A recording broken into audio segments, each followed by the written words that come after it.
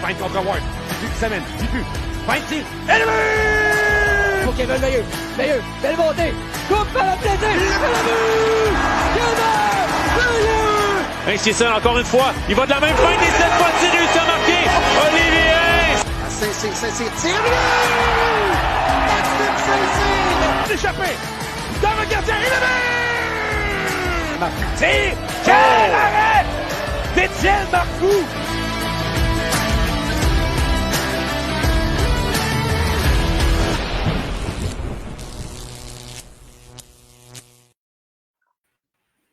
Bonsoir, mesdames et messieurs, et bienvenue à la Source LNH, balado officiel de la Ligue nord-américaine de hockey. Aujourd'hui, à l'émission, on reçoit le directeur général et commissaire par intérim, Jesse Girard, qui va être avec nous dans une dizaine de minutes. Dave, comment ça va? Ça va bien, toi? Ça va super, les séries sont en cours, on a des bons matchs, les gens sont au rendez-vous et c'est 1-1 dans la série. Tout le monde est content, quoi demander de mieux. Ouais, non, c'est le fun que ça soit un 1. On va dire qu'on a une série, puis j'ai hâte de voir là, ce que le prochain week-end va nous réserver, parce que justement, la date, ça a été deux bons matchs là, chaudement disputés. Donc, les prochains matchs là, sont vendredi et samedi, donc à Thetford et Rivière-du-Loup. On va avoir... on n'aura pas le dénouement tout de suite, là, parce que c'est 1-1, non, mais ça va continuer de plus belle de l'action. Ça, c'est à peu près sûr qu'on va en avoir. Ça, c'est promis garanti. Bon, on est assuré d'un match numéro 5. Yes. Le jeudi prochain à Thetford. Donc, yes. Puis sinon, il y a quand même... une très grosse nouvelle qui est sortie. C'est sorti mercredi dernier, donc ça fait déjà là, plusieurs jours, là, mais c'était après la dernière édition de notre podcast, donc on va pouvoir en parler. On a aussi un invité bien placé aussi qui pourra nous en parler davantage aussi. Donc, on va pouvoir parler de ça. Sinon, là, rapidement, au niveau des nouvelles, la première nouvelle, par contre, avec laquelle je voulais commencer, c'était le premier match de la finale vendredi à Thetford Mines. Il y a eu un très bel hommage qui a été rendu là, à l'ancien directeur général Gilles Rousseau, ancien commissaire de la Ligue, ancien un peu. Il a fait beaucoup de choses. Ancien tout, il a tout fait avec la Ligue là, en plus de 25 ans de service. Donc, c'était pleinement mérité. Je pense que je me trompe pas si je dis que si c'était pas de Gilles Rousseau, il y a des bonnes chances que la Ligue nord-américaine n'existerait plus aujourd'hui, parce que pendant de nombreuses années, quand c'était, disons, tumultueux au second étage des bureaux de la Ligue, Gilles Rousseau était là pour tenir le fort. Donc, dans le fond, là, je pense que c'est pleinement mérité. Puis, j'imagine. Là depuis 25 ans, donc 25 ans de service auprès de la Ligue à différents postes. Donc, j'imagine qu'il va rester quand même près de la Ligue, là, mais en même temps, c'était lui qui voulait là, tranquillement se retirer, parce que, dans le fond, il en a donné beaucoup. Donc, mais j'imagine, là, il est toujours là, même s'il était tranquillement là, en train de tout déléguer un peu vers le nouveau directeur général là, qui est Jesse Girard, avec qui on va pouvoir parler. On va pouvoir parler aussi de la relation qu'il y a eu avec Gilles Rousseau, là, qui l'a probablement un peu mentoré pendant la saison. Donc, on le voit tout le temps. Par contre, Gilles Rousseau toujours là, au match de l'assurance de Thetford Mines. Donc, j'imagine qu'il va probablement continuer à aller voir les matchs quand même. Ça reste un fan de hockey derrière tout ça, mais pleinement mérité là, l'hommage qu'on lui a rendu avant le match numéro 1 de la finale à Thetford Mines. Yes. Je vais peut-être te dire quelques salutations pour commencer. Oui. Jean-Paul Veilleux qui dit bonsoir les boys, bonne soirée. Éric Giard qui dit salut, ça va. Qui voudrait qu'on parle un peu d'expansion. On va en venir. Ça va venir. Danny Charrette qui dit salut les boys. Et il y a aussi Rock Isabelle qui dit salut Sébastien. Rock est un ancien joueur de la Ligue qui est aussi là maintenant chauffeur pour des autobus, des équipes sportives, dont le Phoenix de Sherbrooke dans la LHMQ et les cantonniers de Magog là, qui ont gagné dimanche le championnat canadien. Donc, la Coupe TELUS. C'est d'ailleurs Rock là, qui est allé les porter à l'aéroport là, pour ce que le tournoi avait lieu en Nouvelle-Écosse. Donc, félicitations d'ailleurs aux cantonniers de Magog. Il y a plusieurs anciens de la Ligue nord-américaine qui ont déjà joué là, dans cette équipe-là. Donc, une équipe qui a de l'historique, là, notamment. Là, je veux juste aller vérifier vite pour être sûr, là, mais effectivement, là, un certain Mathieu Dumas qui avait déjà joué pour les cantonniers de Magog là, dans les années 90 à l'époque. Donc, des gros joueurs de la Ligue nord-américaine qui ont passé. Donc, peut-être des futurs joueurs de la Ligue nord-américaine là, qui ont gagné la Coupe TELUS en fin de semaine. L'autre nouvelle aussi, je l'ai mentionné, parlant de gagner des coupes, je voulais juste mentionner là, les Loups de la Tuque dans le Senior 3A qui ont remporté là, la coupe en fin de semaine contre Trois-Rivières. Beaucoup de joueurs là, quand même de la Ligue nord-américaine, là, des remplaçants, mais des joueurs qui ont déjà joué à temps plein aussi, qui faisaient partie de cette édition-là, notamment là, pour en nommer quelques-uns.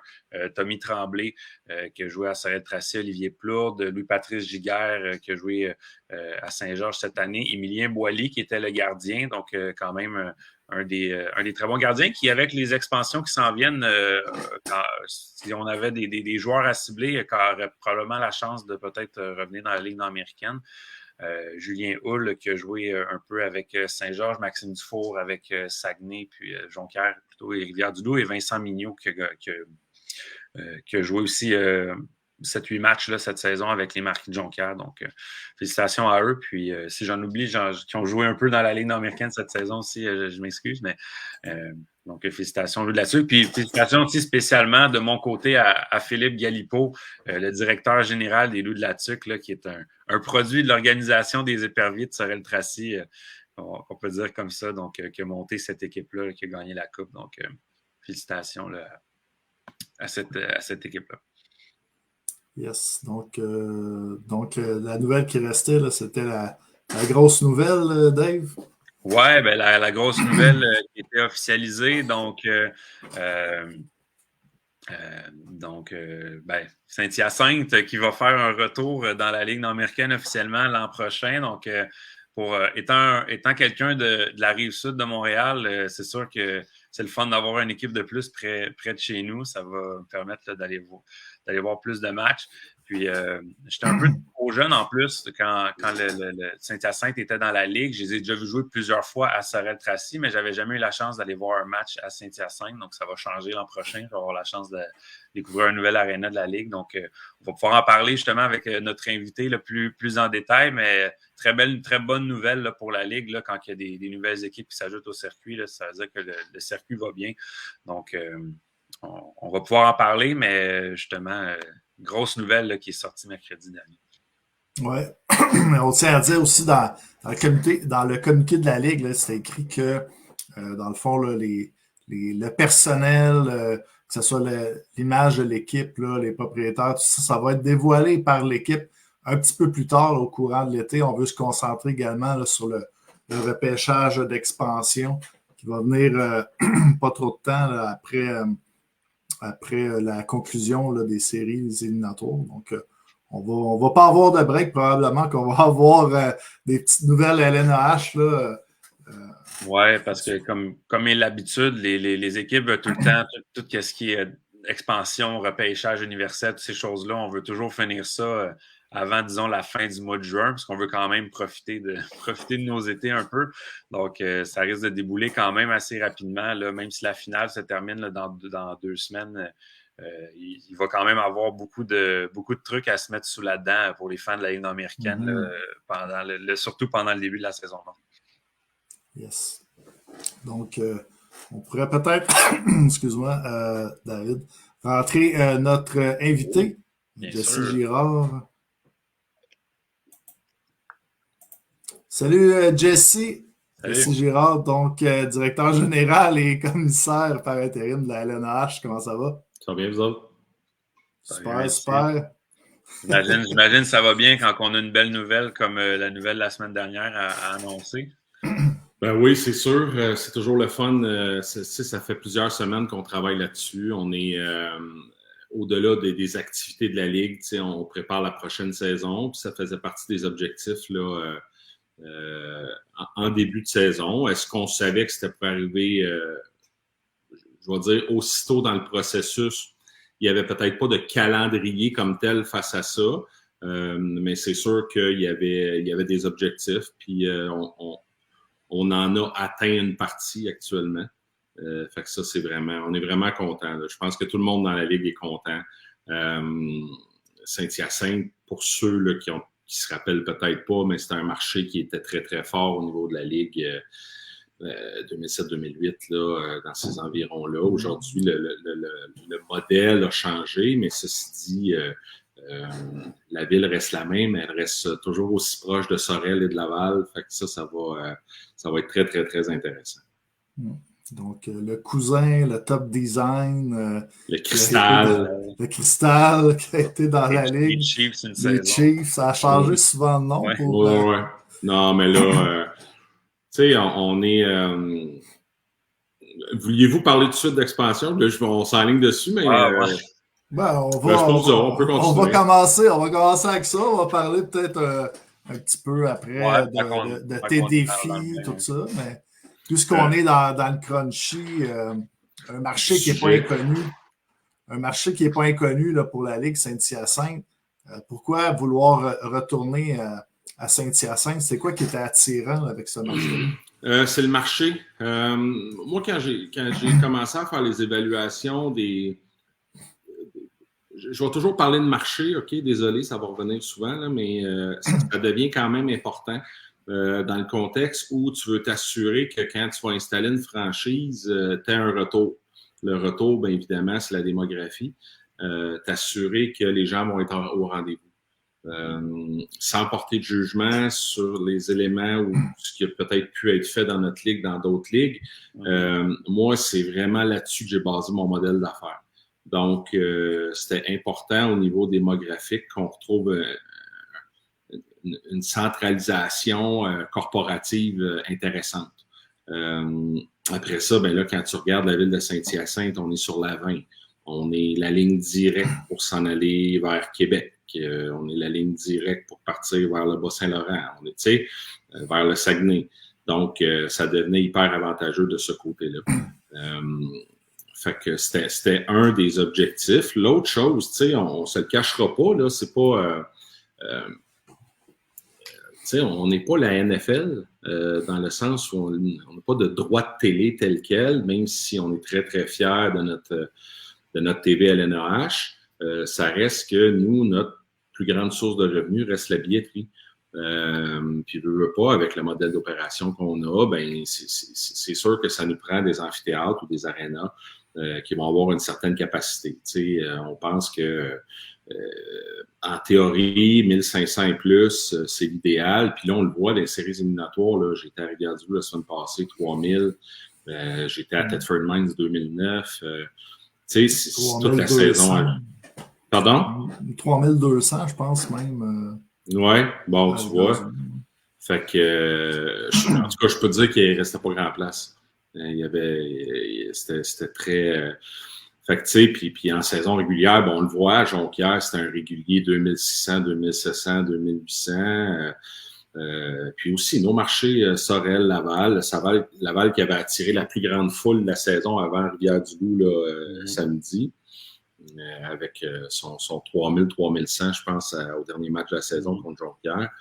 Fait que, tu sais, c'est sûr que pour nous, ça prend un certain standard au niveau des amphithéâtres.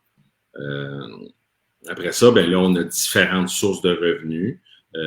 Si on compare, mettons, en 2007-2008, on est ailleurs. On n'avait pas de TV LNH, on n'avait pas de loterie, on n'avait pas... Tout ça existait pas nécessairement. Fait qu'on est pas mal confiant du succès de cette franchise-là à Saint-Hyacinthe. On ne rentrera peut-être pas en nommant de nom, mais au niveau, là, parce qu'il y a eu quelques rumeurs là, au niveau des propriétaires possibles. Je ne les ai pas entendus.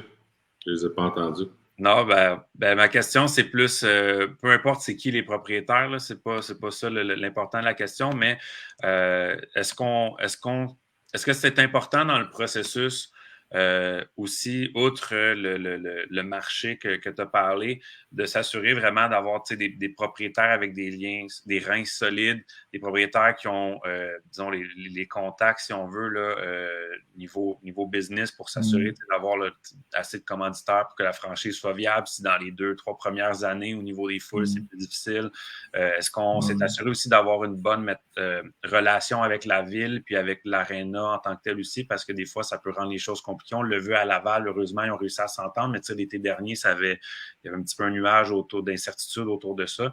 À quoi ça a l'air, là, la situation à Saint-Hyacinthe par rapport à ça? En fait, ce qu'il faut comprendre, c'est que dans les deux cas, dans mes tentatives d'expansion, j'ai pris les devants au niveau des villes. J'ai vraiment ciblé les marchés pour après ça prendre un pas de recul, un pas de côté, puis commencer à évaluer qui pourrait nous accompagner là-dedans. Et puis moi, par déformation professionnelle, je sais que quand tu approches une ville puis que tu rentres au service des loisirs ou à la mairie ou tu as à passer dans le comité, dans le conseil municipal, ils apprécient énormément la démarche parce qu'ils sentent que tu les rentres dans l'eau.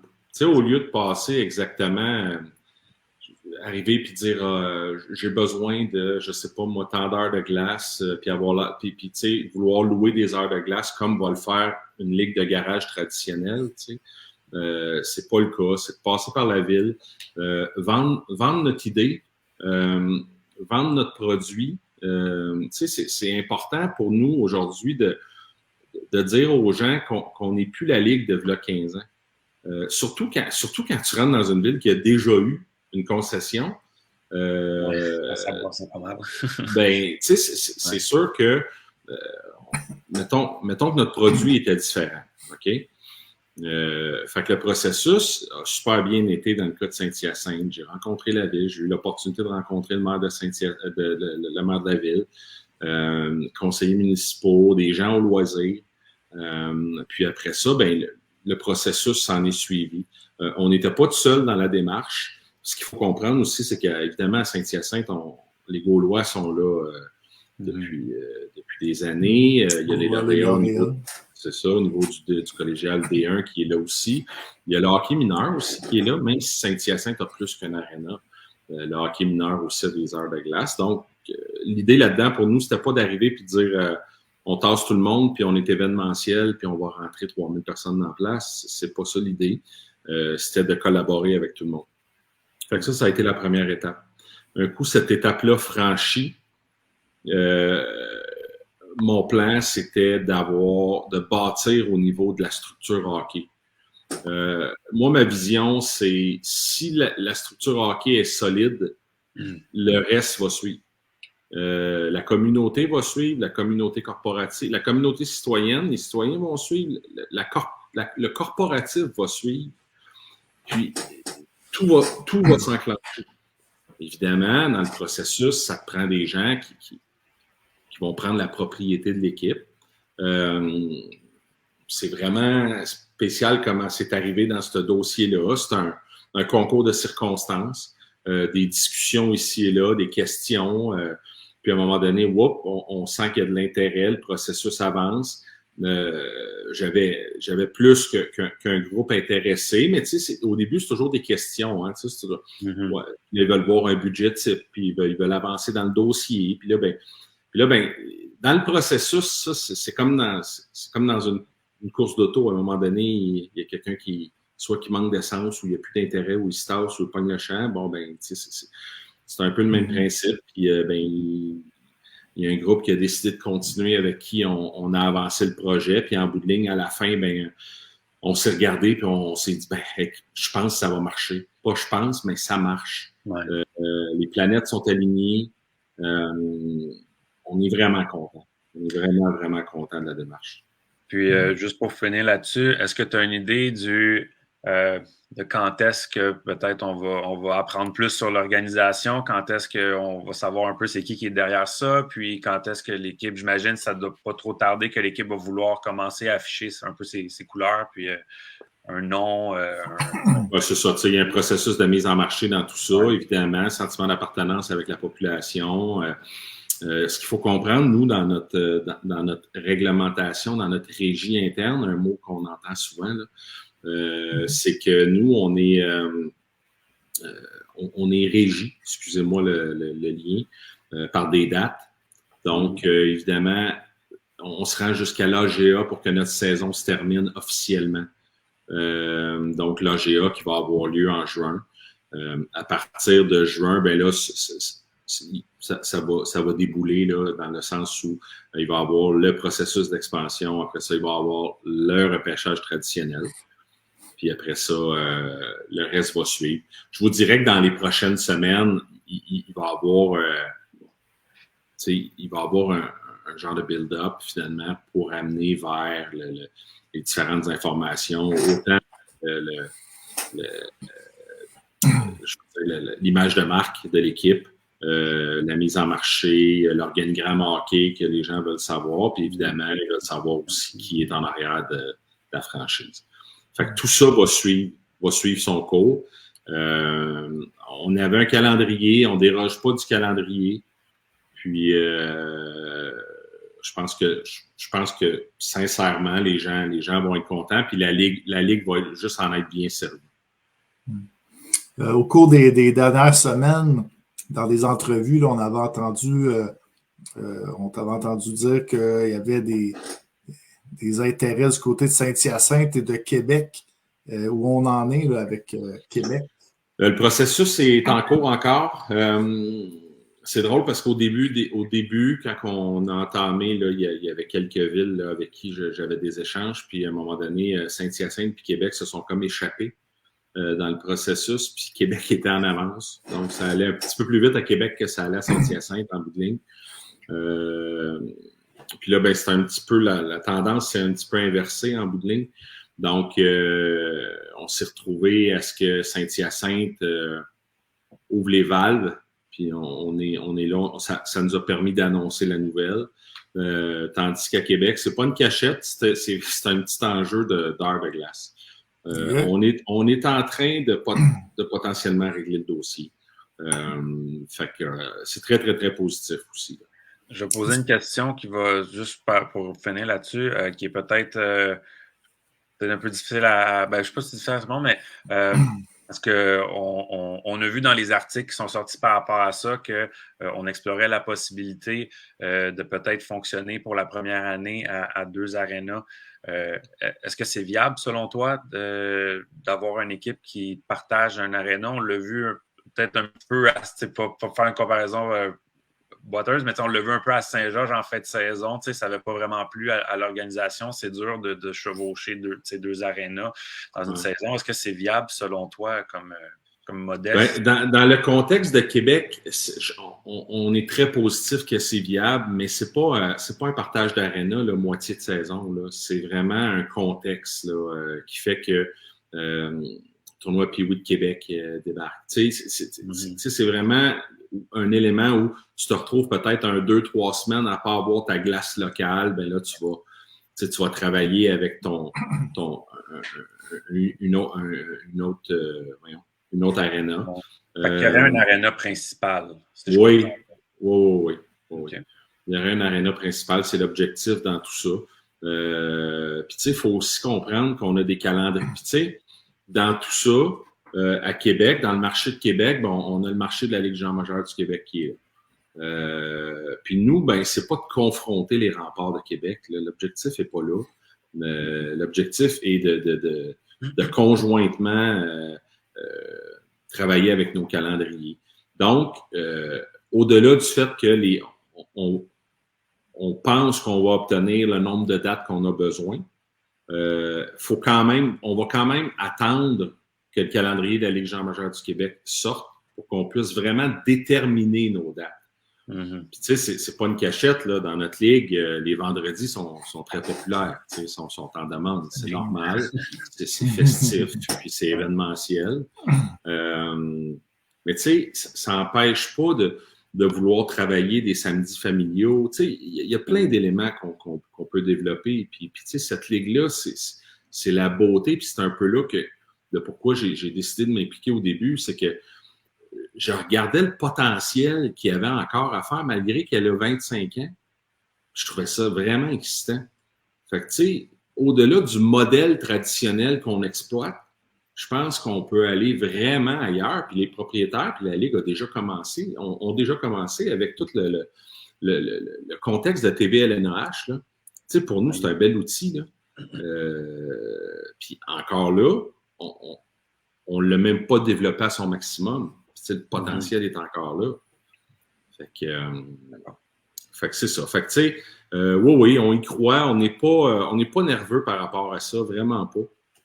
Au contraire, le marché de Québec, c'est la ville de Québec, l'agglomération de Québec, c'est immense. C'est au-dessus de 750 000 citoyens. Donc, pour nous, c'est un marché aussi qui devient important là, à travailler. Mm-hmm. As-tu un deadline là, pour les ajouts d'équipe? Mettons qu'après le travail que je fais avec Québec, on n'ajoutera pas. OK. Puis il y a une question là, de Marc Michaud qui voudrait savoir, là, peut-être pour rassurer pour les équipes éloignées, je rajouterais peut-être là, dans sa question en quoi ça peut aider toutes les équipes de la Ligue là, d'avoir des équipes d'expansion. Tu sais, c'est sûr qu'à 6 équipes, notre produit est très concentré. Donc, notre produit est excessivement fort actuellement. On ne se le cachera pas.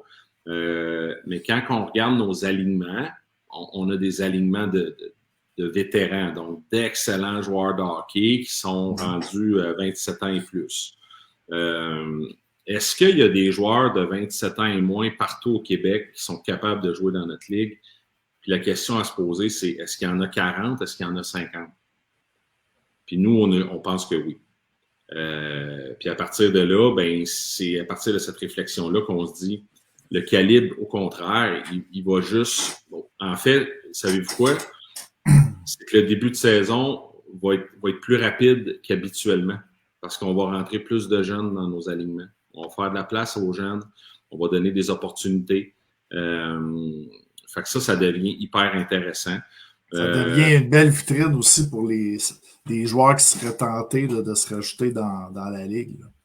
Clairement, tu sais, on a... Tu sais, c'est arrivé par le passé, puis on m'a raconté des histoires dans les dernières années. Les équipes m'ont raconté, tu sais, on parle à un gars, mais il a décidé de partir en Europe parce qu'il sait qu'il n'y aura pas de place dans l'alignement. Tu sais, les joueurs de hockey, là, ils réalisent le niveau de cette ligue-là. Puis un jeune de 22-23 ans qui a le goût de jouer à un très haut niveau, mais là, c'est sûr que des fois, à 22-23 ans, tu te dis, je vais en profiter, je vais voyager un peu, justement, je vais aller en Europe, je vais aller aux États-Unis, puis je vais revenir un petit peu plus tard, parce qu'il n'est pas assuré d'avoir un poste. On n'est jamais assuré d'avoir un poste, peu importe la ligue dans laquelle on joue, là. Mais ça reste que, pour eux, ça devient une opportunité de plus de pouvoir rester ici. Puis, tu sais, je veux qu'on devienne aussi, puis là, je veux pas que les gens me comprennent mal, là, mais moi, je crois beaucoup au hockey universitaire. Malheureusement, au Québec, on a 3 universités, dont 2 anglophones et une francophone. Bon, à partir de là, c'est pas tous les jeunes qui décident de suivre un parcours scolaire long, donc un parcours là, traditionnel, secondaire, cégep, université, doctorat, allons jusque-là. Donc, il y en a qui vont vouloir se retrouver peut-être plus dans un secondaire professionnel long, vont vouloir... Fait que, tu sais, il y a des éléments qui font en sorte qu'on veut être aussi cette opportunité-là pour ces jeunes-là qui vont étudier. Fait que, tu sais, on trouve que, tu sais, le fait d'amener 2 nouvelles équipes, c'est tous ces éléments-là que ça va aussi amener du côté de la Ligue. Il y a beaucoup de questions, en tout cas dans le chat, là, on parle de règlement, là, ramener les outsiders. Il y en a qui demandent, les games vont être le vendredi, samedi ou dimanche? Je pense qu'on ne peut pas le savoir. Tu sais, je pense que les gens ont pu remarquer, c'est sûr qu'à 6 équipes, c'est peut-être plus facile de ne pas jouer un dimanche, mettons. C'est un exemple que je donne, là. Puis l'idée, c'est peut-être pas de focusser sur les dimanches. C'est juste que je pense que quand même, il faut ouvrir nos horizons à un moment donné. Si on prend la décision d'aller en expansion, d'augmenter notre nombre d'équipes, il y a à l'occasion où on va peut-être devoir déroger un peu de notre plan traditionnel, tu sais. Je sais qu'il y a des équipes qui jouent les dimanches à l'occasion, mais peut-être qu'il y en aura plus ou peut-être que ce sera des samedis après-midi. C'est à voir, c'est stratégiquement de la façon dont on va se positionner. Puis je les vois, les questions passant, les gars, là, je me suis doublé mon écran. Là. T'as le temps de te préparer. Pour répondre à Éric Giard, là, effectivement, c'est difficile de déterminer si on va jouer les vendredis, samedis ou dimanches. Habituellement, on essaie de faire des calendriers équilibrés pour les équipes. Que les équipes aient à peu près un nombre égal de vendredis, entre autres, qui sont traditionnellement plus payants au niveau de la billetterie. Denis Arsenault qui parle là, de est-ce qu'on aurait peut-être la possibilité d'avoir 2 divisions. Je pense qu'on a déjà eu ça également dans le passé. Ouais. Il y a quelqu'un qui m'a sorti, parce qu'au début, je l'avais comme amené, c'était comme mon idée, là, je me trouvais bien intelligent, mais en bout de ligne, il y a quelqu'un qui m'a cassé ça assez vite, qui m'a dit, les fans sont quand même tannés de revoir les mêmes équipes, fait que ça serait peut-être bien que dans la première année, on ait un calendrier à 8 équipes. Là. Ce que je veux dire, c'est que c'est une ligue, on est 8, puis tout le monde se promène de façon équitable. Éventuellement, admettons là, qu'on allait à 9, qu'on allait à 10, ben, oui, là, je pense qu'il y aurait potentiellement, ce serait intelligent de penser à des divisions. Mais bon, à partir de là, on n'est pas rendu là. On ne sait même pas encore assez pour faire les calendriers. Mais je pense que pour du moins la première année, peut-être 2 années, je pense qu'on va y aller dans une formule 8. Mais encore là, c'est moi qui avance ça, mais peut-être que ça va changer quand on va s'asseoir tout le monde ensemble et qu'on va déterminer le tout. J'ai aussi des questions. Nombre de matchs. Je vois aussi la formule pour l'expansion. J'imagine que ça va dépendre s'il y a une équipe de plus ou 2. Donc, je pense pas qu'on... C'est pour répondre là, peut-être aux gens. Je pense pas qu'on peut dire tout de suite... là. Ce que je peux vous dire, là, le calendrier de 36 matchs pour le moment dans le modèle d'affaires où on est, il va rester à 36. OK? Je vous dis pas qu'il ne montera pas à 38, puis je vous dis pas qu'il ne montera pas à 40. Mais pour le moment, le 36 matchs nous sert très bien. L'expansion, ce qu'elle va nous potentiellement permettre de faire quand elle sera terminée, la première phase de l'expansion, ça va être de jouer nos séries 4-7. Je sais, là, j'ai vu des commentaires passer par rapport à notre formule à 6 équipes, mais à un moment donné, on ne peut pas faire des miracles non plus. On y va avec la façon logique d'y aller. C'est sûr que... Mais j'ai vu aussi des commentaires. Avant, il y avait 60 matchs. Oui, mais on ne retournera pas là. À un moment donné, il y a tout un contexte de viabilité là-dedans. Financièrement, c'est quand même des budgets opérationnels quand même assez élevés dans notre cas, dans notre ligue. À un moment donné, il faut que tu trouves ton juste milieu, ton équilibre. À 36, pour le moment, c'est un très bel équilibre. Ça ne veut pas dire que monter à 40, tu défais ton équilibre. Mais il faut quand même que tu l'évalues. Mais pour l'année prochaine, pour le moment, du moins, on est à 36. De toute façon, je pense qu'il y avait peut-être 60 parties, il y en aurait pas mal qui seraient aussi dans la semaine. Puis avoir les réponses des gens, je pense qu'on préfère les matchs de fin de semaine. Oui. Un point que je voulais amener qui revient, qui est revenu plusieurs fois, là, puis même dans le chat ce soir, bâtisseur de Montcalm, quand que la dissolution avait été annoncée, on semblait vouloir dire chez propriétaire là, que l'équipe était un peu comme les Coyotes de Phoenix, là, que l'équipe n'était pas complètement disparue, qu'elle était comme en attente d'une saison. Est-ce qu'on a des nouvelles à ce niveau-là? C'est sûr qu'avec les nouvelles qu'on entend de Saint-Hyacinthe, Québec, on n'a pas beaucoup de bruit, disons, venir de Montcalm. Fait que c'est une question en deux parties. Est-ce qu'on sait ce qui arrive avec les bâtisseurs de Montcalm? Puis deuxièmement, si oui, s'ils ne reviennent pas, est-ce qu'on sait ce qui va arriver avec les joueurs qui avaient été prêtés pendant une saison, là, la liste de protection? Oui, en fait, effectivement, les bâtisseurs de Montcalm, on hésitait là, parce qu'on avait comme des nouvelles on s'était établi un calendrier de publication. J'ai eu des discussions la semaine passée avec les gens des bâtisseurs. Puis, ils ont décidé là, de ne pas revenir. Moi, j'ai pas été dans ce processus-là. C'était avant moi. Donc, je sais pas comment ça s'est passé. J'ai de l'information, mais c'était pas nécessairement mon cheval de bataille, là, dans le sens où, moi, je forçais pas la note là, par rapport à ça. Il y avait un deadline, ils l'ont respecté. Ils ont fait ça dans les normes. Puis on s'est parlé de vive voix, en fait, même en virtuel. Puis ils m'ont confirmé la nouvelle. Je réponds à la question parce que dans les faits, j'aurais pu dire on va attendre de sortir le communiqué, mais d'un autre côté aussi, c'est peut-être un peu malhonnête là, de cacher des éléments comme ça. Pour répondre à la deuxième partie de ta question, effectivement, les joueurs qui ont été mettons, prêtés aux équipes appartiennent aux équipes actuellement. OK. Bon, donc, ils vont c'est pas, puis j'ai vu aussi des éléments passer, non, Montcalm, la liste de Montcalm va s'en aller à Saint-Hyacinthe, non, aucunement.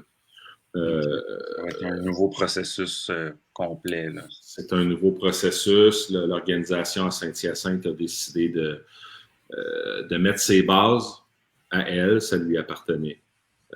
Et à partir de là, c'est pas un déménagement de la franchise de Montcalm à Saint-Hyacinthe, aucunement. Il y a d'un côté, malheureusement, une dissolution, puis de l'autre côté, une expansion. D'un côté, il y a une équipe qui provenait de la Rive-Nord, puis qui provenait de la Rive-Sud aussi. On pourrait peut-être dire ça avec des joueurs qui venaient majoritairement de la Rive-Nord. Ouais. Je sais pas, Dave, si tu avais d'autres questions sur des trucs récents. Je voulais faire peut-être un petit rewind. Là, sinon, ouais, on a parlé beaucoup du futur puis qu'est-ce qui se passe, mais ouais, moi aussi, je voulais peut-être faire un petit bilan de ce qu'on a eu cette saison. Fait que si on pèse peut-être un petit rewind à Jesse Girard, là, on se transporte au début de la saison. On a nommé Jesse Girard directeur général et puis commissaire par intérim. Qu'est-ce qui t'a intéressé là, dans ce défi-là? J'ai un peu effleuré le sujet tantôt en disant c'est le terrain de jeu. C'est l'espace qu'on a pour pouvoir avancer. Dans les discussions que j'ai eues avec les propriétaires gouverneurs en début dans le processus, c'était important pour moi de voir est-ce qu'il y avait le goût que les choses avancent, changent, parce que si tu évolues, ben, tu changes aussi. À un moment donné, tu n'as pas le choix. Puis la réponse a été quand même favorable.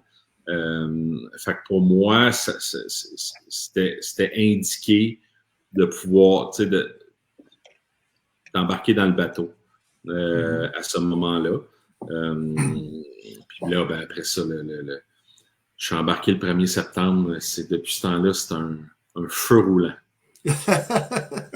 C'est quoi peut-être la vision que tu avais de la Ligue avant et après, là, maintenant, rendu 30 avril? Je savais que la Ligue avait évolué, mais je savais vraiment pas qu'on était rendu là côté talent, mais vitesse, exécution. On regarde un match de la Ligue, autant le premier match de la saison que j'ai vu une intensité. Je me souviens, j'étais à Saint-Georges, Thetford contre Saint-Georges. Ça a pris 10 minutes. Pardon? J'ai dit, on l'avait regardé, on était ensemble. Ouais, on était ensemble. Puis, tu sais, j'étais vraiment comme impressionné. Ça a pris 10 minutes là, avant que les choses se règlent un peu, que les gars se fassent des passes à sa palette. Là, mais après ça, là, ça a été un super bon match. Puis tu sais, les saisons sont longues. Évidemment, il y a eu des matchs peut-être avec un peu moins d'intensité, tout ça, mais au fil, en bout de ligne, quand tu regardes le tout, c'est incroyable cette ligue-là, le calibre. Les gens me posent souvent la question, tu vois ça comment, les comparatifs avec d'autres ligues. Aujourd'hui, j'ai pas peur de dire que c'est une ligue qui se compare avantageusement aux ligues professionnelles mineures aux États-Unis. Vraiment. Puis c'est vraiment pas gênant.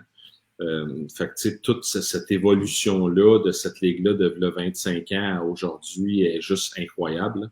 Fait que on est là dans le contexte. Puis, c'est ça. Je suis agréablement surpris. Agréablement surpris.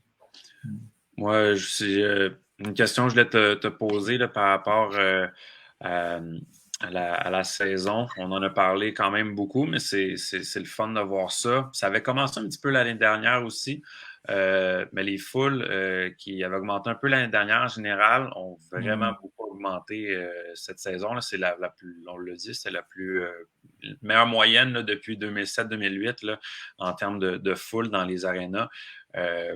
Selon toi, là, de ta vue de directeur général, là, un peu là, qui survole là, la Ligue, qu'est-ce qui expliquerait cette belle augmentation-là? Background marketing également, Jesse? Oui. Ben, je pense que y a plusieurs facteurs.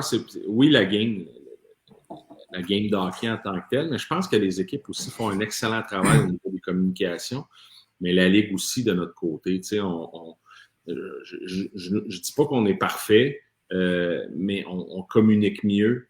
Je recule de quelques années quand je voyais sur les réseaux sociaux, c'était peut-être pas le même visuel, les mêmes éléments, ce qui était publié, les publications,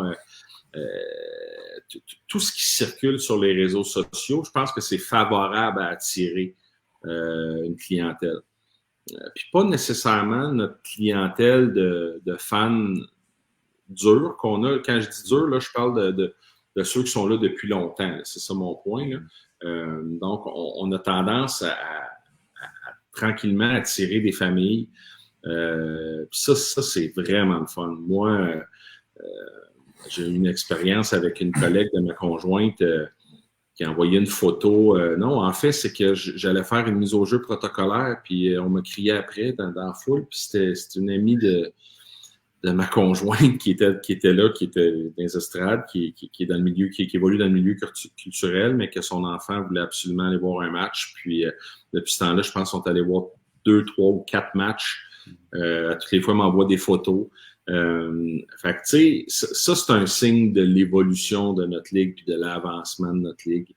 Tu sais, je l'ai souvent dit, oui, on est une belle sortie du vendredi soir, mais on peut être aussi une belle sortie familiale du samedi après-midi. Fait que, tu sais, c'est de voir comment on le fait évoluer. Et en passant, on peut aussi sortir familialement le vendredi soir. C'est pas ça mon point. Mais tu sais, aujourd'hui, on a des beaux programmes. Saint-Georges a un super beau programme pour les enfants, pour attirer les jeunes familles. Fait que tu sais, chacune des équipes, de leur côté, se positionne stratégiquement, je pense, envers les familles. Fait que ça, ben, ça facilite l'adhésion. Puis tu sais, moi, je pense que ça vient expliquer en partie. Est-ce que ça explique en totalité là, pourquoi qu'on... Tu sais, je pense qu'on est en manque de hockey, là, tout court aussi, là, tu sais, on est des fans finis du Canadien, mais malheureusement, les Canadiens, dans les dernières années, sont un peu en reconstruction, ça va se placer, puis tout ça. Fait je pense qu'on profite aussi de ce bout-là. Puis, à l'inverse, je crois aussi que quand le Canadien va bien, le modèle hockey va bien, là. Aussi. Tout l'aspect marketing est plus facile pour le hockey en général. Je vois une question de Claude Cousineau qui parle. Je me demande si les parties locales qui sont télévisées ne nuisent pas aux spectateurs du club local. Moi, ça me fait penser un peu aux Blackhawks de Chicago au début années 2000. Bill Wirtz qui ne voulait pas avoir des matchs télévisés à la télévision de Chicago. L'équipe avait les pires foules de la Ligue, je pense, pendant 5-6 ans, jusqu'à temps que... Si je peux, un autre, mais je veux juste répondre, je vais laisser Jess parler, mais moi personnellement, puis un autre bel exemple, c'est nos Expos de Montréal, là, qui n'avaient plus de match à télé vers la fin, ça l'aidait certainement pas la cause des foules, mais moi je pense que en partie, puis pour répondre à la question d'avant, selon moi, un des facteurs qui au contraire aide beaucoup l'augmentation des foules, c'est TV LNH. Je suis entièrement d'accord. Parce que oui, peut-être qu'une fois dans l'hiver, un samedi, il fait vraiment froid, tu n'as pas envie d'aller à l'aréna, tu vas l'écouter sur TVLNH parce que tu ne veux pas sortir de chez vous. Mais le gars qui n'allait jamais au game le jeudi parce que de toute façon, il travaille tôt le lendemain, il ne peut pas se faire l'arrêt de 30 minutes pour aller à l'aréna puis revenir après, ben lui, il peut l'écouter chez eux le jeudi. Tous les matchs que les équipes sont sur la route, tu sais, mettons, je sais que M. Cousineau vient de Sorel, mais Sorel joue un match là, à Jonquière, puis c'est un match incroyable que Sorel gagne 5-2. Super performance de l'équipe sur la route. Ben, avant TVLNH, tu ne peux pas l'avoir, cette performance-là, puis d'être super primé pour dire hey, mais que la prochaine game, j'ai envie de l'avoir. Mais là, si tu l'as vu, cette game-là, ben, le sentiment d'appartenance grossit parce que tu as vu ton équipe bien jouer, puis ça te donne plus envie de l'avoir. Moi, personnellement, je pense que ce qui est vraiment important, c'est de bâtir ça, c'est le sentiment d'appartenance aux équipes. Moi, je pense que TVLNH aide grandement ça parce que, tu sais, loin des yeux, loin du cœur. Donc, si tu peux voir plus le produit, plus ton équipe, puis les voir plus, moi, je pense que c'est juste positif. Puis, selon moi, il y a quand même une corrélation à avoir entre TVLNH et un peu l'augmentation des foules. Là. C'est pas juste ça, mais je pense qu'il y a quand même une partie de ça. Là. Moi, je pense que ça fait partie d'un tout de communication. TVLNH fait partie d'une planification qu'on a. C'est un des outils qu'on possède pour faire la promotion de notre ligue. Fait que je suis totalement en accord avec toi. Je peux-tu répondre, les gars, à un monsieur qui demande de Denis Arsenault, les sorties familiales ne vont-elles pas en contradiction avec les bagarres? Vas-y. Tu sais, on est à quoi là, la dernière statistique qui est sortie là, sur un article de Radio-Canada? On est à 1.3. 1.3, je pense. 1.3 bagarres par match. On est en bas du ratio de la Ligue nationale. Tu sais, oui, en quelque part, on tend à vouloir améliorer notre produit. Le hockey reste le hockey. On suit la réglementation de la Ligue nationale. Et je sais qu'il y a des gens qui n'aiment pas. Je sais qu'il y a des gens qui adhèrent à ça. Ça, je n'ai pas de jugement à porter là-dessus. Mais ça fait partie de notre réglementation. Puis au hockey professionnel, dans la surface glacée de 200 par 85, ben, la bagarre entre deux hommes est permise.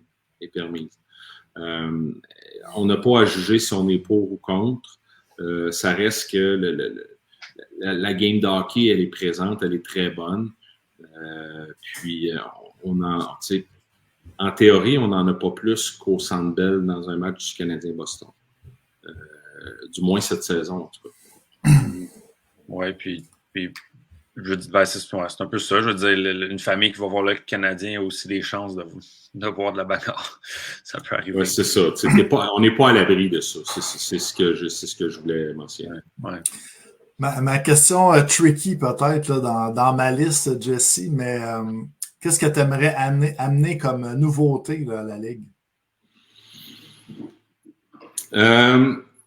Je te force à penser, à dévoiler peut-être des. Ouais, c'est ça. Choses, c'est parce que là, tu veux me faire dire quelque chose. Non, mais. Je ne veux pas te faire dire rien, mais. Non, mais. Tu sais, je pense qu'on se doit peut-être de développer un modèle événementiel éventuellement. Donc, d'en arriver à peut-être créer un engouement sur. On possède peut-être ce levier-là. De peut-être créer un événement qui rassemblerait, tu sais, des fois, il y a des gens qui me parlent d'un match des étoiles. Ouais. Un match des étoiles entre nous, tu sais, on n'est pas dans un format, dans le gros format modèle d'affaires Ligue nationale. Nous autres, on est plus dans un format beaucoup plus fermé. Je ne suis pas certain du succès de ça. Par contre, est-ce qu'il y a moyen de penser à mettre en place ou à établir quelque chose d'un peu plus poussé au niveau du hockey professionnel mineur? Ça, c'est un de mes... Tu sais, là, on va commencer par finir l'expansion. Mais ça, c'est un autre de mes objectifs. J'aimerais ça qu'on soit capable de s'identifier à un événement précis, au-delà de la saison régulière, au-delà des séries éliminatoires puis de la Coupe. Peut-être qu'éventuellement, j'aimerais ça qu'on soit le paternel d'un événement de grande envergure, éventuellement. Sinon, pour continuer les petites questions, niveau, selon toi, si tu avais à ressortir pas que je veux qu'on se répète, mais si tu avais à sortir, selon toi, un point positif que la Ligue a fait cette saison, puis un point, selon toi, qui serait amélioré pour la saison prochaine, peut-être qu'on va revenir un peu sur des points que tu as dit. Positif, je trouve que c'est l'ouverture d'esprit. Tu sais, on est beaucoup de nouveaux là, à la direction de la Ligue. Tantôt, tu as parlé aussi dans ton préambule, là, dans votre quand vous m'avez mis dans la salle d'attente. Vous avez parlé de M. Rousseau. Tu sais, M. Rousseau, tu sais, oui, effectivement, David, quand tu as dit il a été mon mentor, effectivement, on était ensemble toute la saison. Tu sais. Je pense que les propriétaires, les gouverneurs ont fait preuve d'ouverture d'esprit du fait qu'on était quand même 3 nouveaux qui arrivaient dans des postes et des dossiers quand même assez névralgiques, on va s'entendre. Là. Quand tu dis quoi, est-ce que tu parles de Mathieu Caron? Oui, c'est ça. Ben, tu sais, l'arbitrage, la discipline. Moi, au niveau de la direction générale, mais du même coup aussi, il y a un autre rôle au niveau du commissaire. Fait que, tu sais, je pense qu'il y a eu cette ouverture-là des propriétaires d'adhérer à des nouvelles personnes. Ça a été très positif. Il y a un négatif. Il n'y en a pas... pas un négatif, mais quelque chose qui a de l'espace à amélioration. Je trouve ça dur des fois de... Moi, il y a une chose que je déteste dans la vie, c'est de donner des tapes sur les doigts du monde.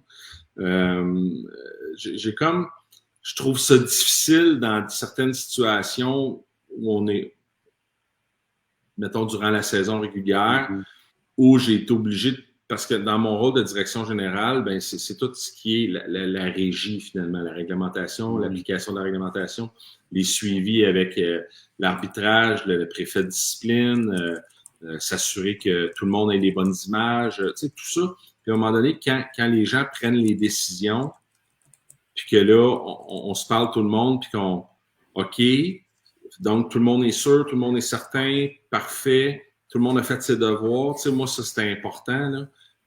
Puis là, tu sais, j'envoie des sanctions, puis je pèse sur send, là. C'est le moment le plus désagréable de ma semaine. C'est parce que je sais pertinemment que tu sais, il y a des fois, il n'y a jamais de gagnant, on dirait, là-dedans. Il n'y a jamais de gagnant. Dans les équipes, que les partisans, on dirait que personne n'est jamais... Ah, c'est ça, les joueurs. Personne n'est content, là. C'est jamais le fun de jouer à la police non plus. Non. C'est pas le fun de jouer à la police. C'est surtout que, tu sais, mais tu sais, en bout de ligne, c'est pas que ça me dérange de le faire, aucunement. Mais je trouve ça plate, des fois, d'envoyer une suspension à un gars puis tu sais, il mérite sa suspension, là, je veux dire, si Justin, si le préfet décide que c'est ça, puis qu'il a parlé à ses arbitres, puis qu'il a parlé à tout le monde autour, puis qu'on en est là, ben c'est ça, tu sais. Mm-hmm. Mais ça reste plate. Tu sais, moi, au fil de l'année, J'ai parlé à plein de gars. J'ai fait plein de mises au jeu protocolaires. J'ai mangé des coups ses doigts quand les gars veulent gagner une mise au jeu. C'est bizarre, là. Il y en a qui veulent gagner une mise au jeu protocolaire, mais ceci dit, j'ai serré les mains, je me suis promené, on commence à se reconnaître, Fait que, tu sais, je suis pas en train de vous dire que c'est tous mes enfants, mais ce que je suis en train de vous dire, c'est que c'est tout du monde avec qui on développe une proximité. Et autant les propriétaires, les entraîneurs, les directeurs généraux, tout le monde veut que ça marche. Tout le monde veut que ça tire dans le bon sens. Évidemment, quand ça te touche personnellement, des fois, tu sais, wow, là, tu sais, ça s'accroche. C'est tout à fait normal. L'humain est fait comme ça. Fait que c'est un bout que je trouve ça dur, mais je veux dire, je suis capable de dormir le soir. Là. Je dors très bien même. Et ma blonde vous dirait que je dors même mieux. Mais tout ça pour dire que ça reste quand même que j'ai quand même trouvé ça à certains moments difficile dans la série. Si on parle justement un peu plus du préambule, M. Rousseau, c'est quoi la relation que vous avez eue cette année pour faire la transition là, du poste de directeur général? Dès que j'ai un questionnement, je l'appelle. Même encore, aujourd'hui, j'ai envoyé un courriel là, sur une question que j'ai eue de quelqu'un. Puis, je veux pas tomber dans la facilité parce que c'est sûr que M. Rousseau est capable de retracer à peu près tous les éléments que je vais lui poser. En fait, toutes les questions que je peux lui amener, il sait à peu près ça va se retrouver où dans notre réglementation ou dans la régie ou dans la constitution de la Ligue. Par contre, il y a des moments où ça sort. Puis, tu sais, M. Rousseau, il est prêt. Je vais lui poser la question, il va me la sortir. Je le sais. Je ne suis pas en train de dire qu'il attend que j'y pose des questions, mais je sais que ça lui fait plaisir d'être là, tu sais, puis de m'accompagner là-dedans. Puis il sait très bien qu'il y a des moments qui sont difficiles. Tu sais, il y a des fois, entre autres, le dernier passage là où il y a eu des éléments là, puis on a sorti, on travaille on travaille ensemble parce qu'on veut être sûr de bien comprendre. Puis, mais tu sais, je sais qu'il sait qu'il y a des moments que j'ai trouvé ça dur. Puis tu sais, ça a comme, tu sais, quand on était vendredi à Thetford Mines, tu sais, M. Rousseau, c'est pas un monsieur qui a un grand sourire. Tu sais, c'est pas un sourire fendu jusqu'aux oreilles, mais tu sais, je le sentais vraiment comme vraiment ému, tu sais, puis il était heureux, puis tu sais, avec sourire, puis la belle cravate, puis tu sais, tout ça, moi, ça c'est venu me chercher beaucoup, beaucoup. Puis tu sais, je sais même... Un peu dans le sens comme s'il laissait sa ligue en bonne main, là. Ben, peut-être. Tu sais, puis ça, on n'a pas parlé encore. On n'a pas parlé encore, il n'a pas fait son rapport sur moi encore. Là. Fait que ça va peut-être être désastreux, là, on ne sait pas. Ouais, profite-en, dis des belles choses. J'espère qu'il m'écoute. Non, mais ceci dit, j'apprécie énormément, puis ce monsieur-là, puis au début, il dit arrête de me vous voyer, tutoie-moi, je suis pas capable. J'ai comme trop de respect pour l'homme qu'il est, puis ce qu'il a fait pour cette ligue-là. Puis, tu sais, j'ai même l'impression que l'année prochaine, si j'ai de quoi, je vais y écrire. Fait que, mais tu sais, ça, c'est juste... pas bien loin non plus. Ouais, c'est ça. Dave, as-tu d'autres questions? Parce que moi, j'avais épuisé mon petit sac. J'avais une dernière question que j'avais notée. Je vais la poser. Je voulais parler là, de réputation de la Ligue / un peu visibilité. Dans les dernières années, je dirais 99% du temps, quand il y avait un article qui sortait des canaux de la Ligue ou des équipes avec leurs médias locaux, c'était tout le temps négatif. Il y avait eu une bagarre, il y avait eu un incident dans les estrades, whatever.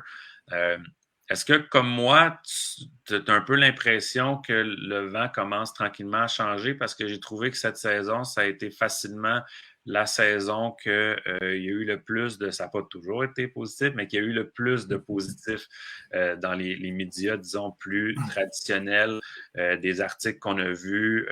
Il y en a eu sur, mettons, Donald Brashear, mais que c'était quand même positif. Si on ne parlait pas de ça comme d'un négatif. L'article de Radio-Canada qui est sorti la semaine dernière, qui, selon moi, était quand même plus positif que négatif. Même si tu les as pas lus, ce qui est sorti hier dans les coulisses, ça parlait quand même de la Ligue de façon très positive dans l'article. Est-ce que tu as un petit peu cette impression-là, toi aussi? Puis est-ce que tu penses que, comme je dirais, première année à titre de directeur général à ce niveau-là, c'est sûr qu'il y a encore une place d'amélioration, mais que c'est un petit peu mission accomplie là, On pourrait rajouter aussi les articles là, du Journal de Québec, TVA Sport, Journal de Montréal sur Kevin Cloutier. Tu sais, là, c'est parce que je vais te répondre oui, mais dans les faits, tu sais, j'ai pas fait une veille. Ben, c'est pas vrai. J'ai regardé ce que... Je suis pas quelqu'un qui va regarder ce que les autres font avant moi, mais ça m'intéresse de savoir pourquoi moi je pense de même versus les autres.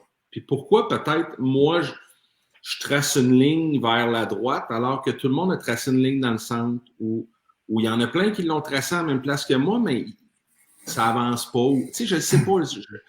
Fait à un moment donné, je me suis questionné, puis je suis allé voir, tu sais, puis Colin, il pense comme moi, lui. Tu sais, OK, mais tu sais, j'ai lu des articles, puis, tu sais, mais tu sais, au final, est-ce qu'il y en a eu plus que moins? Peut-être parce que j'ai accepté d'en donner plus. Je ne sais pas, là, tu sais, peut-être que les gens avant moi en donnaient moins d'entrevues sur les demandes. Moi, ça ne me gênait pas de le faire. Je suis quand même capable de contrôler mon message. Tu sais, il y a des fois que, entre guillemets, je sais comment les utiliser aussi. Comme ils savent très bien comment nous utiliser aussi, là, d'ailleurs. Fait que, tu sais, je pense que oui, qu'il y a du positif qui ressort. Ça reste un sport émotif, ça reste un sport rapide, ça reste le sport potentiellement le plus robuste au monde. Quand je parle de ça, c'est la vitesse avec laquelle l'impact ou la mise en échec peut se donner. Je sais qu'il y en a qui vont me comparer du rugby, puis tout le monde a son idée, là. Mais ça reste un sport excessivement robuste. Fait que ça se peut qu'il y ait des débordements, ça se peut qu'il y ait des éléments que... Fait que, il y a de l'émotion aussi de chaque côté, que ce soit sur la glace et à l'extérieur de la glace, même ça, dans ton salon aussi. Fait que... C'est sûr que c'est souvent ça que les gens vont prendre en premier. Fait que des fois, oui, d'essayer de toujours avoir un discours un peu plus positif que la moyenne. Des fois, les gens vont penser, ouais, mais là, écoute, les licornes n'existent pas. Tu as raison. Les licornes n'existent pas, mais si tu n'y penses pas aux licornes, là, tu ne feras pas avancer les affaires. T'sais? Fait que l'idée là-dedans, là, c'est d'avoir un plan, d'essayer de moins possible de déroger du plan. Mon plan d'expansion, il était précis dans ma tête. Je pense pas avoir beaucoup dérogé de mon plan. Je pense pas. À certains moments, j'ai dit un mot de trop, paf, je l'ai vu, ça a sorti de l'autre côté. Comment je me suis dit, oh non, là. Si je veux pas me faire couper l'herbe sous le pied, il faut que je sois un peu l'honneur dans mon aventure. Puis là, un coup que tu as ouvert la porte que tu avais à ouvrir, là, tu y vas, tu sais, mais tu sais, c'est tout ce contexte-là. Je pense que les résultats aussi, écoute, tabarouette, tu sais, nos foules, mais tu sais, ça, c'est toutes nous autres, là. C'est pas Jesse Girard, là. C'est tout le monde, les joueurs, les organisations, les personnes aux communications de la Ligue, les personnes aux communications de chacune des équipes. Tout le monde a sa part du gâteau là-dedans. Serge Côté qui écrit le podcast aussi. Vraiment. Fait que Serge qui est un de vos cousins, j'imagine? Serge, non. Non, c'est on pas a des fans. Ouais, Il y a des gens qui nous aiment, qui nous écoutent chaque semaine, je sais. Je vous taquine, les gars. Mais non, c'est ça. Mais oui, David, tu sais, puis j'espère qu'il y a plus de positifs que de négatifs qui sortent, tu sais, puis si la stratégie continue à marcher, je pense que potentiellement, on communique bien. Je pense que l'année prochaine, ça va être de communiquer encore mieux. Tu sais, je pense qu'on a encore de l'espace pour s'améliorer. Je pense qu'on peut être encore plus terrain qu'on l'est là. Tu sais, considérant le modèle d'affaires de la Ligue, je pense qu'il faut vraiment, vraiment aller être sur le terrain. Je pense que tu l'as dit aussi qu'on a un beau terrain de jeu. On a de Oui. l'espace encore à pouvoir faire n'importe quoi. Là, tu sais. Oui, puis tu sais, tous nos outils puis nos plateformes ils n'ont pas atteint leur plein potentiel.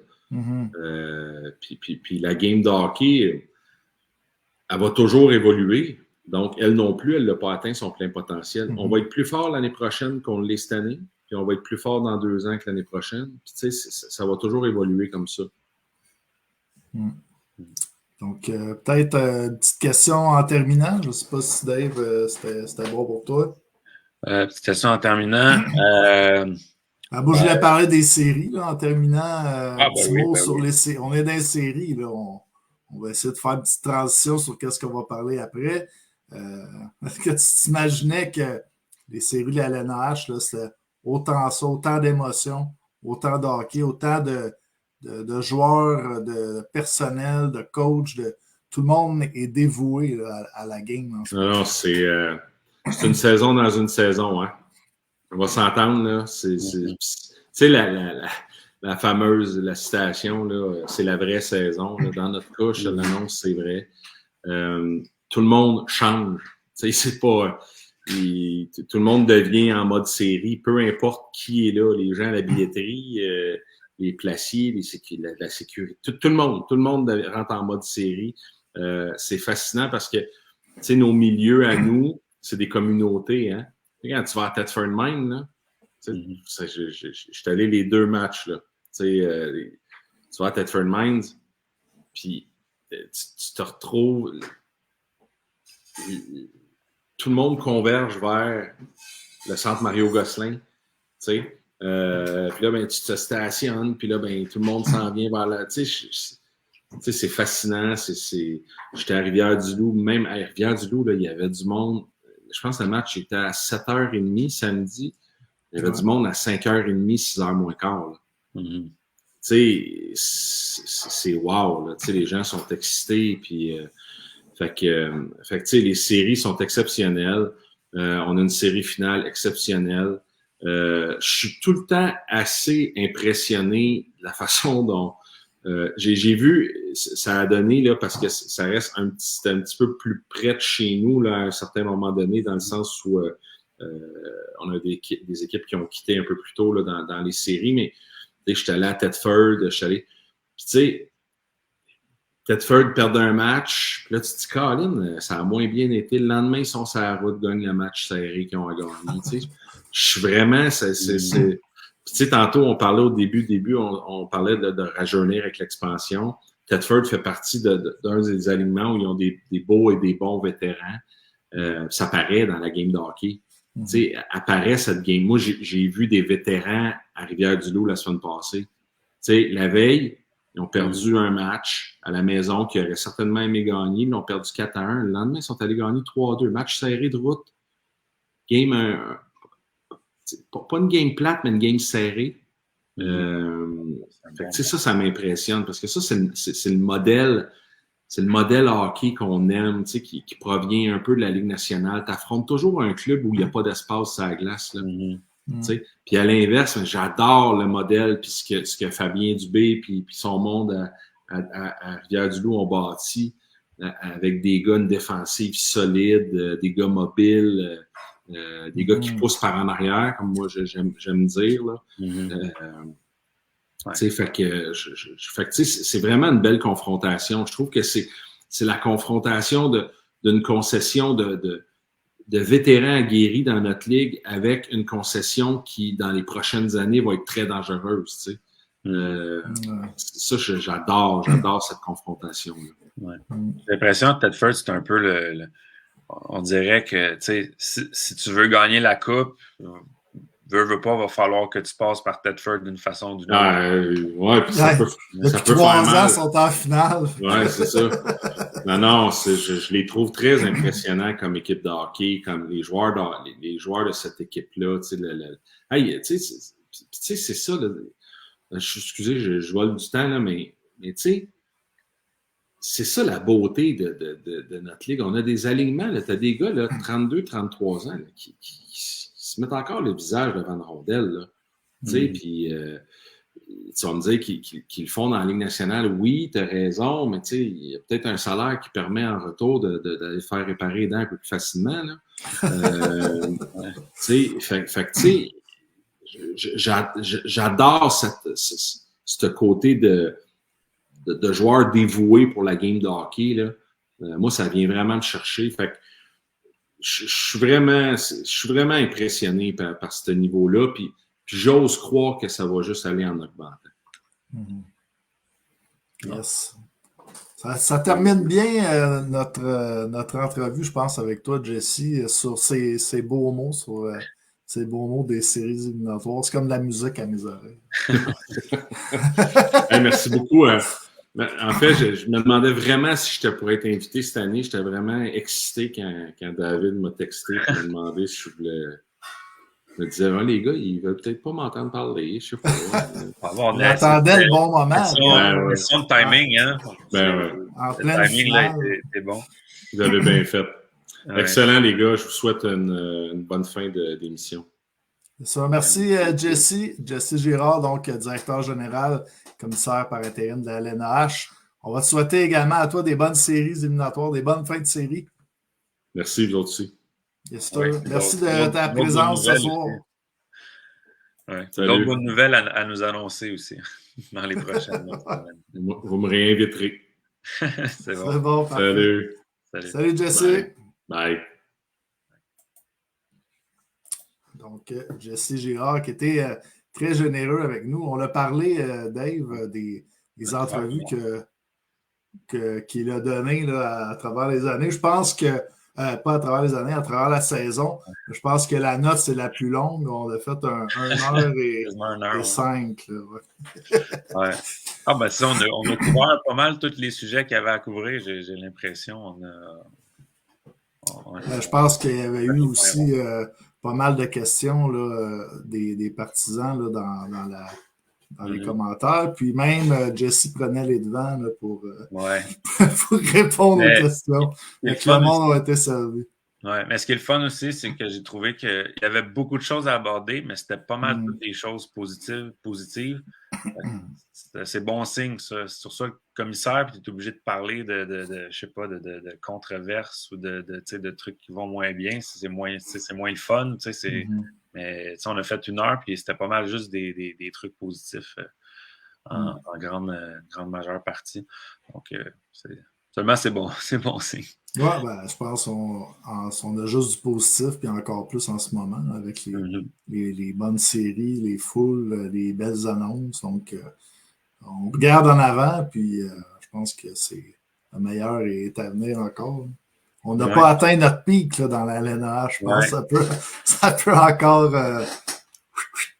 Oui, exact. Il l'a dit, je suis 100% d'accord avec lui quand il parle de si on veut, de terrain du jeu de la Ligue américaine, parce que j'ai un peu la même façon de penser du style qu'il y a tellement il y a beaucoup de choses qui se font bien, mais il y a encore tellement de place à amélioration. C'est le fun, c'est que on a déjà tellement une bonne base de fans, les fans sont proches, ils aiment leur équipe, puis j'ai vraiment l'impression que la Ligue a le potentiel de leur en donner encore plus. C'est à suivre, mais à date, on a l'air sur les bonnes rails, les bonnes voies de la façon dont Jesse en parlait. Yes. Super. Donc, est-ce qu'on parle un peu des matchs là, qui ont eu lieu vendredi et samedi dernier, Dave? Oui, si on parle des matchs, la finale qui a commencé à une finale qui est 1-1, donc c'est le fun, on a une série. Encore une fois, mon côté marketing dirais seulement que ça aurait été le fun pour les foules que ce soit les équipes locales qui gagnent chacun de leurs matchs et non le contraire. Ouais, les deux équipes sur la route qui ont gagné. Mais non, c'était vraiment du bon hockey serré. Je dirais le match numéro 1. Rivière-du-Loup ont connu une très bonne première période. Puis j'ai vu de quoi que j'ai jamais vu, je pense, depuis qu'il est dans la ligue. Là, Étienne Marcoux a quand même pas connu son meilleur match, on va être franc. Il y a 2 buts sur le quatrième, ça fait des heures. On aurait aimé revoir. Exact, il y a 2 buts qu'on aurait aimé revoir. Puis c'est extrêmement rare qu'on voit ça du côté d'Étienne Marcoux. C'est dur de voir peut-être de sa perspective. Il y avait peut-être de la circulation aussi. Ouais, le deuxième, son défenseur était peut-être devant lui. On dirait qu'on a vu la rondelle un peu à retardement. Ouais, c'est facile à dire en regardant ça en tant que fan, là, mais ça m'a donné un petit peu cette impression-là. Par contre, c'est le fun aussi dans les. Ça, c'est une autre affaire que ça serait le fun qu'il y ait à tous les matchs. Mais l'entrevue avec le coach à la fin de la période, ça, c'est quelque chose que si on pouvait faire ça à tous les matchs, ce serait vraiment cool parce que c'est vraiment le fun d'avoir la perspective du coach à brûle pour point. Quand la période vient de finir, c'est le fun. Je sais pas si c'est d'avoir reçu les 2 coachs, se sont dit, ça serait bon de savoir. On a eu un bon show ce mardi-là.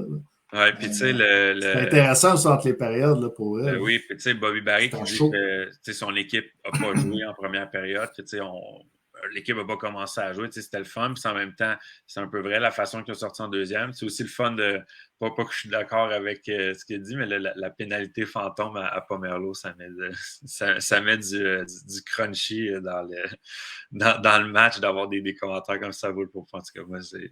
Niveau divertissement, c'était bon. Puis, mais tu sais, sinon, la deuxième période, qu'est-ce que je veux dire? Zéro shot, Rivière-du-Loup en deuxième période. Ils ont gagné le match. Il y avait un peu des commentaires sur les groupes. Le monde, il se demandait est-ce qu'on a rêvé en regardant le sommaire, zéro shot? Qu'est-ce qui s'est passé? Ben oui, quand même. C'est une erreur. Moi aussi, je pensais que c'était une erreur. Puis tu sais, quand j'ai le match, je l'ai pas. En fait, j'ai vu la troisième période live parce que j'avais quelque chose vendredi, puis j'étais revenu chez nous pour la troisième, mais j'ai regardé la première et la deuxième en reprise. Puis je me suis dit, m'a porté une attention, c'est une erreur du marqueur. Mais non, Rivière-du-Loup n'a pas fait de shot en deuxième période. Puis ils ont quand même gagné le match. Fait que ça, c'est bravo à Étienne Monpetit qui a vraiment gardé son équipe dans le match pendant cette période-là. Puis, fait que c'était quand même drôle de voir ça. Puis, la première étoile, là, je pense que c'était mérité aussi, là, juste avec cette. C'était bien mérité. Puis sinon, Rivière-du-Loup qui ont réussi à bien closer le match. Là, il y a eu beaucoup d'avantages numériques du côté de Thetford Mines dans ce match-là. On a vraiment, puis c'est encore une fois, on parle de la défensive revampée de Rivière-du-Loup. Même Bobby Barron a parlé dans le podcast la semaine dernière. C'est vraiment, là, c'est beau à voir. Puis je pense du côté de Thetford Mines, c'est un peu j'imagine sur ça qu'on va vouloir améliorer au fur et à mesure que la série avance, l'avantage numérique, parce que c'est sûr que je pense que c'était 0-7 les statistiques officielles à la fin du match. Donc, on a eu nos chances, mais ça qui disait un peu, on va la mettre dedans. Tu sais, je pense la loi de la moyenne. Ouais, c'est sûr. Ça va finir par marcher, je ne suis pas inquiet, mais ouais. Donc, c'était un bon premier match, belle victoire de Rivière-du-Loup, puis en même temps, c'est un beau statement de gagner le match 1 sur la route pour une équipe qui était vue, on ne veut pas un peu comme les underdogs, on va le dire. C'était un bon premier match. Ensuite de ça, on se transporte à Thetford Mines, à Rivière-du-Loup pour le match numéro 2. Un autre très bon match, un match qui a été serré, un match qui a été très robuste. Il y a eu beaucoup de chamaillage après les arrêts de jeu, des bonnes mises en échec. On voit vraiment là, qu'on est en finale, c'était le bon. Thetford Mines qui a bien répondu. C'est vrai que je vois le commentaire là, de Pierre-Luc Légaré. C'est vrai que le premier but, ça n'a pas été un but, là, mais la séquence, là, ça a été le fun d'avoir la vue de derrière le filet. Parce que de la vue d'en haut de TVLNH, on ne voyait pas où que la rondelle était. Mais non, peut-être juste pour spécifier, là, parce que j'ai eu des gens qui m'ont posé des questions justement un peu en privé là-dessus. Ils voulaient savoir mon avis, là, mais dans le fond. Ouais, ben dans le fond, l'arbitre là, était placé là, pour dire qu'il n'y avait pas de but là, de où ce qu'il était. Et puis, donc, on n'a pas demandé là, la reprise vidéo du côté des 3L. Probablement que peut-être, comme tu as dit, on voyait rien. On voyait pas à la reprise, peut-être justement là, que la rondelle avait traversé. Donc, c'est pour ça qu'on n'a pas demandé pour rien, pour perdre ce privilège-là. Puis, pénalité qui est accordée à l'équipe également là, quand on n'a pas raison là, sur un appel. Oui, puis je l'ai mentionné aussi, je ne l'ai pas dit dans le match numéro 1, mais ouais, il faut dire que du côté de Fermine, Alexandre Goulet n'est pas là, Beauvillier aussi n'était pas disponible, mais on l'avait dit dans le match numéro 6 contre Jonquière, Goulet qui semblait s'être blessé, on ne savait pas trop de quoi ça va avoir l'air, manquer les 2 premiers matchs, à voir s'il va être là en fin de semaine, mais c'est quand même une très grosse perte là, pour Ted Fermine. Sinon, pour revenir là, pour le match numéro 2, au niveau là, de ce qui s'est passé. Ça a été le fun de voir Tristan Pomerleau marquer. Là, on l'a vu pointer. J'imagine qu'il y avait de la famille ou des amis dans la foule. On l'a vu pointer là, après son premier but. C'était le fun. Puis sinon, on parlait de l'avantage numérique. En fait, j'allais dire les 3, mais le 3e but est venu à 5 secondes après que l'avantage numérique se soit terminé, là, mais le 0-7 de la veille, on s'est vraiment repris parce que c'est pratiquement 3 buts sur 3 en avantage numérique là, qu'on a eu le lendemain. Surtout le 3e but, chapeau à Maxime Lecourt de se faire ramasser en bon français dans le coin, de se relever puis de préparer le jeu par après. C'était quand même cool de voir ça. Puis en plus, quand c'est ton capitaine en tant qu'équipe, j'imagine ça doit... Je sais pas, ça doit driver un peu le reste de l'équipe. Vraiment impressionnant du côté de l'assurance. Maxime Lecourt, Alexandre Tremblay, là, qui était jumelé aussi avec Maxime Lecourt, je trouvais qu'il a joué de très bons matchs également. Oui, puis Alexandre Tremblay, je ne suis pas sûr, mais Tremblay semblait dire en début d'année, quand il avait signé, que c'était pour être sa dernière saison, mais il a beau être rendu à 45 ans, ça paraît pas. Non, c'est ça. C'est un peu comme il doit aller au même gym que Donald Brashear ou quelque chose comme ça. Ils ont quand même 7 ans de différence. C'est quand même beaucoup. Mais Alexandre Tremblay qui est encore très capable de produire. Comme un jeune poulet du printemps. Exact. Sinon, Maxime Saint-Cyr qui a rendu ça. C'était 3-1. On a rendu ça intéressant à la fin là, du côté de Rivière-du-Loup. On a réussi à ramener ça à un but avec 3 minutes et demie à faire. Donc, ça a rendu ça intéressant pour la fin du match. Malheureusement, là, on n'a pas réussi à égaliser, là, mais c'était honnêtement, comme j'ai dit, c'est sûr qu'en tant que fans, on veut que ce soit l'équipe locale qui gagne, mais c'est ça. Mais c'était un très, très, très bon match. Puis chapeau aussi aux partisans qui se déplacent parce que sur le but de Lausier, quand je l'ai réécouté, j'ai écouté le but, puis j'étais comme, sont-tu fous à Rivière-du-Loup de mettre la sirène de but quand c'est Tedford qui compte? Puis je l'ai comme réécouté une couple de fois avant de me rendre compte que c'était les fans de Tedford avec leur trompette dans la foule qui faisaient le bruit. Ben, j'étais comme comment ça se fait que j'ai comme la sirène de but quand Tedford marque à Rivière-du-Loup? Finalement, là, c'était les fans de Tedford qui se sont déplacés. Puis un autre but gagnant de Chris Lausier, Danny Charlotte qui l'écrit. Oui, exact. Chris Lausier qui continue, un joueur clutch, comme on dit. Puis sinon, Étienne Marcoux, j'ai dit qu'il avait été peut-être un peu faible sur deux buts dans le match numéro 1. C'est bien pris, là, 39 arrêts sur 41 tirs. Le deuxième match, je pense qu'il a livré la marchandise là, dans le match numéro 1. Puis il a fait des arrêts clés là, en première période, à 18 secondes de la fin, un tir sur Maxime Saint-Cyr qui captait avec la mitaine. En fin de période, là, quand c'est 0-0, à 18 secondes, te faire marquer à la fin de la période, ça ne te tente pas bien. Donc, un arrêt qui était opportun, qui était très important. Exact. Donc, ça promet pour le reste de la série. Match numéro 3, vendredi à Thetford Mines à 20h. Match numéro 4, samedi soir à Rivière-du-Loup, 19h30. Je n'avais pas eu la chance. Je pensais pouvoir aller voir le match numéro 1 à Thetford Mines. Je n'avais pas eu la chance, mais vendredi, je vais être là pour le match numéro 3. Fait que j'ai hâte de voir ça en live. Puis sinon, là, j'espère qu'on va avoir des aussi belles foules. 3278, c'est le chiffre à battre parce qu'on va le battre encore une fois là, à Rivière-du-Loup. J'ai hâte de voir. Puis sinon, Thetford Mines, on continue de remplir le centre Mayo-Gosselin. Malheureusement, la capacité ne se rend pas jusque-là à Thetford Mines. Donc, on ne pourra peut-être pas battre le chiffre des 3000, mais au moins, là, tout le temps, quand on est proche du 2500 à Thetford Mines, c'est que c'est ça le comble. Donc, Yes. All right. Sur ce, c'est la fin, Dave. On se quitte. Ouais, mais il y a moins de. En finale, il y a moins de matchs. Ouais, ça, on peut moins parler de. Ouais, il y a moins d'analyse à faire, un peu moins de matchs. Ouais. As-tu peut-être un petit quiz en terminant? Oui, pourquoi pas. J'en ai préparé un, on va le faire. Avec l'arrivée de Saint-Hyacinthe dans la Ligue, on est maintenant à 7 équipes. Il y a quand même beaucoup de réponses à donner dans le quiz, mais je veux savoir de toutes les concessions qui existent. Puis là, je ne parle pas de la concession en tant que telle, mais plus de la ville. Mais de toutes les villes / concessions qui existent dans la Ligue, nommez-moi les premiers noms que chacune des villes ont eu comme équipe. Donc, le premier nom d'équipe qu'il y a eu dans chacune des villes. Des équipes actuelles, là, des équipes? Oui, des 7. Parce que maintenant, il y en a 7. Bon, ben, Saint-Georges, c'était le CRS Express? Non. Non?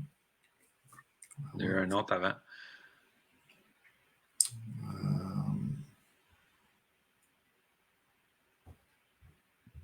Non. Le ProLab. Il y a eu un autre avant le ProLab. Le ProLab. Parce qu'il n'y a pas eu les. Non, c'est pas les Coyotes. Oui, c'est les Coyotes. Ouais, Coyotes. Le première édition. Ouais, le Garaga de Saint-Georges. Ouais, Garaga de Saint-Georges. Le Promotuel de Rivière-du-Loup. Oui, Promotuel de Rivière-du-Loup, ça c'est bon. Le cousin de Saint-Hyacinthe. Oui, le cousin de Saint-Hyacinthe. OK. À Laval, les Chiefs. Oui, les Chiefs. À Sorel, les dinosaures. Ou la mission, les dinosaures. Okay. Les Chiefs de Laval, c'est bon, les Chiefs de Laval. Puis, j'ai vu Paramédic à Jonquière. Je pense qu'il y en a eu un autre. Ça me fait douter, je veux juste aller être sûr, là, mais je pense qu'il y en a eu un autre avant Paramédic à Jonquière.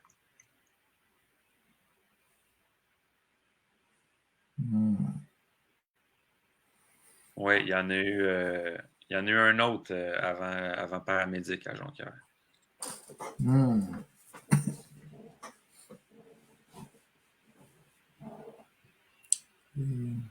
Il y a François Pellequin qui dit les royaux de Sorel aussi. C'est-tu les royaux ou les dinosaures?